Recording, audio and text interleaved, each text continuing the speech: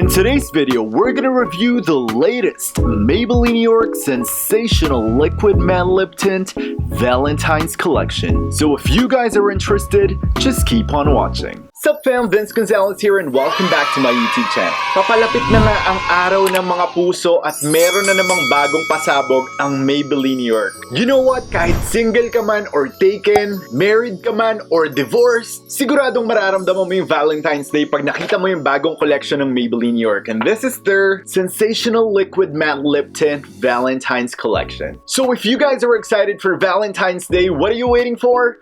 Let's glow!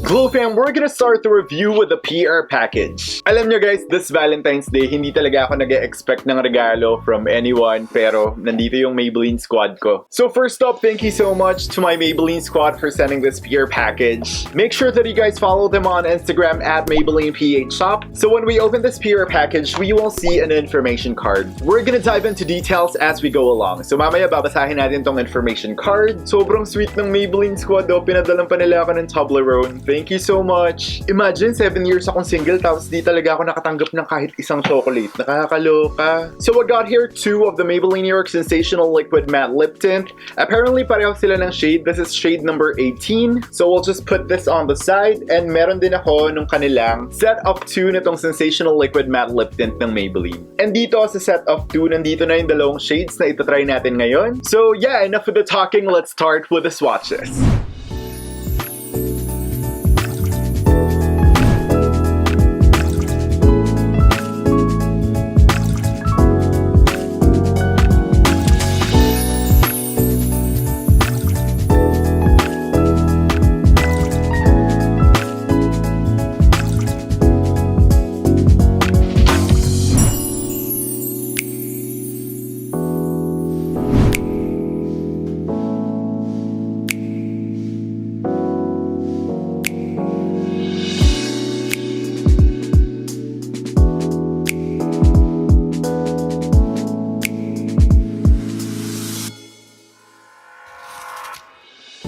And now, Glow fam, those are all the swatches of the latest Maybelline New York Sensational Liquid Matte Lip Tint Valentine's collection. I'm actually wearing both shades on my lips right now. Pinaghalo ko sila. And I'm looking at the monitor right now. It looks really, really nice. Now, Glow fam, let's start with the product information. So according to the information card, drown yourself in kisses this Valentine's with Maybelline's Ultimate Kiss-Proof Lip Tint. Yes po, Glow fam, hindi po kayo nagkakamali. Lip tint po. Tama po yung narinig nyo, merong lip tint ang Maybelline New York. To be honest with you guys, nung una kong narinig and nakita yung Sensational Liquid Lip ng Maybelline, akala ko talaga liquid lipstick siya, pero ngayon alam ko na lip tint pala siya. Whether you're going for a sweet or sexy look, you're sure to look your most kissable and irresistible with the limited edition Sensational Liquid Matte Lip Tint. So yun nga, limited edition siya. So kung kayo nagko-collect kayo ng mga Sensational Liquid Lip Tint, I would highly recommend both these shades.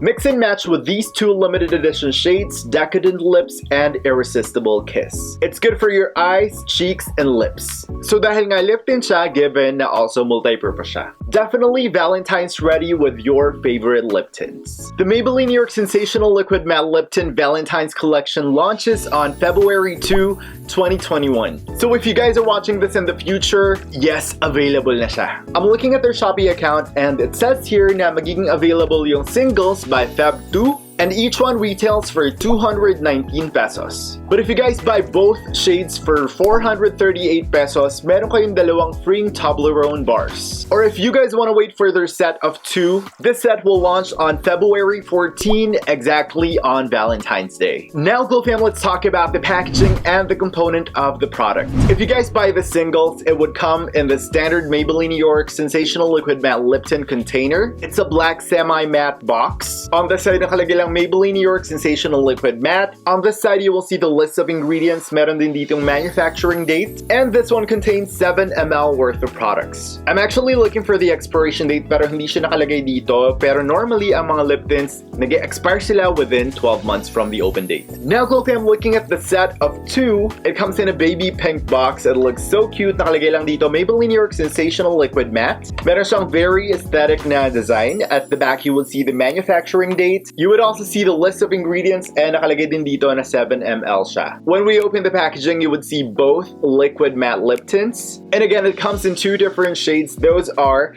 Decadent Lips and Irresistible Kiss. Before we go into details sa mga shades ng lip tint ito, I want to show you guys the component of the product. This one actually looks a bit different if we're gonna compare it to the standard Sensational Liquid Matte Lip Tint. Dahil wala na siyang black bar on the middle, this one is entirely matte with a black cap, and yung body ng component ng product represents the shade itself. At the bottom, you would see the shade number and the manufacturing date, and nakalagay din dito yung shade name niya. Well, on the packaging, nakalagay dito Decadent Lips, but I think yung shade name niya mismo is Fearless Taupe. And your brighter one is number 19 or New Vibe.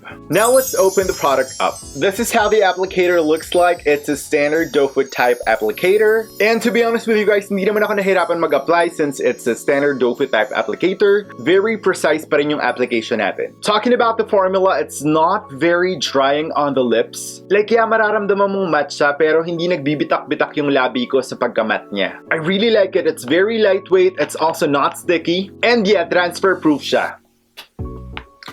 If we're gonna talk about the scent, ito kasing standard ng Sensational Liquid Matte, amoy chocolate siya. Pero itong Valentine's edition, medyo amoy floral siya. For those who don't like lip tints with floral scent, don't worry guys, kasi hindi naman sobrang overpowering yung floral scent niya. And ngayon na suot-suot ko siya, halos hindi ko na talaga maamoy. So nag-fade away din naman yung scent niya. Which is actually nice, kasi ayoko rin naman maglilinger yung parang floral scent sa bibig ko habang suot-suot ko yung lip tint na to. If we're gonna talk about the opacity, pag ginawa mo siyang full on lip, nasa mga 90 to 95% siya. This one is super nice and parang na rin siyang liquid lipstick. But then again, lip tint nga siya and it can be used sa eyes, cheeks, and lips mo. Before we even talk about the shades, itetest natin yung blendability niya. So maglalagay ako ng small swatch at the back of my hand. Tapos, we're gonna try to blend this out. Let's see kung mag-work siya as a blush or as an eyeshadow. And so far, so good. Sobrang ganda ng pagka-diffuse nitong Maybelline New York Sensational Liquid Matte Lip Tint Valentine's Collection. Pero guys, gusto ko lang muna kayo bigyan ng disclaimer na if you are planning to use these tints sa cheeks and sa lids mo, make sure that you blend it immediately kasi the product sets a bit fast. And kapag yung product nag-set na sa skin mo, it's not going anywhere. Nandyan na siya. Now, Glow Fam, we're gonna talk about the shades. So, I did 2 hand swatches for you guys. And the first shade that we have right here is number 18 or Fearless Taupe.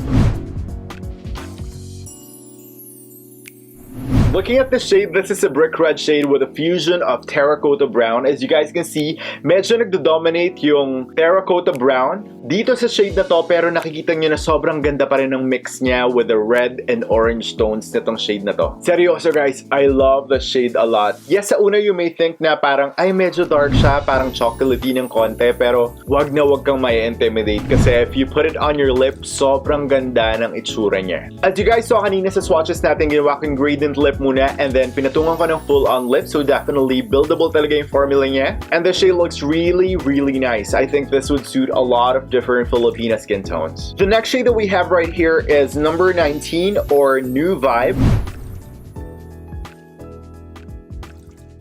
This one is a straight up cool toned red, or pag sinabi natin cool toned, red siya na merong blue undertone. Ito yung mga type ng red na nakakaputi ng ipin, and sobrang gustong gusto ko rin to. If kayo mahilig kayo sa mga gradient lip, sobrang magiging BFF nyo talaga tong shade na to. Like maglalagay ka lang ng konti on the outer part of your lip, then spread it out using your finger, tapos i-build up mo lang ng konti on the inner part of your lip, do a lip bite, and then you're good to go. Sobrang ganda nakakalabasan ng lips mo. So yeah, those are the 2 shades itong Valentine's collection ng Maybelline New York, and both of them look so gorgeous on the lips. So again, Cool Fam, these are the Maybelline New York Sensational Liquid Matte Lip Tints Valentine's collection. Again, the launch date for the singles would be on February 2 for only 219 pesos, and the setup 2 would be available on February 14, Valentine's Day. So I guess that's it. Thank you so much, Maybelline Squad, for reminding me of Valentine's Day, kasi Glow Fam, alam nyo na, on Valentine's Day, nandito lang naman ako sa bahay, and syempre, huwag na tayo lumabas. Kung ikaw meron kang jowa, and kung kasama mo naman yung jowa mo, alam mo yung maganda, mag-prepare ka na lang ng Valentine's candlelight dinner, tapos i-surprise mo yung jowa mo nitong Maybelline New York Sensational Liquid Matte Lip Tint. Siguradong sigurado akong magugustuhan niya to. And again, Cool Fam, happy Valentine's Day! Kung single ka, Comment below kung gaano katagal ka ng single. Kung in a relationship ka, comment below kung gaano na kayo katagal. Kung married ka na, ilang taon na kayong kasal. Alam nyo, Glow Fam, since wala naman akong gagawin, kung gusto nyo i-share yung mga love story nyo, i-comment nyo na lang sa vlog na to. Sigurado babasahin ko yun para ma-inspire naman ako sa love life, girl. And sabihin nyo na rin sa akin kung ano yung gusto nyo shade. Gusto nyo ba yung number 18 or gusto nyo ba yung medyo cool toned number 19? Let me know your thoughts. Sound off down below. All the links of the products used in this video will be listed on the description box down below. Nandun na rin yung Shopee account ng Maybelline New York, and please make sure to follow them on Instagram at Maybelline PH Shop. That's it for today's video, guys. Thank you so much for watching. Again, Vince Gonzales here, and I'll see you on the next one.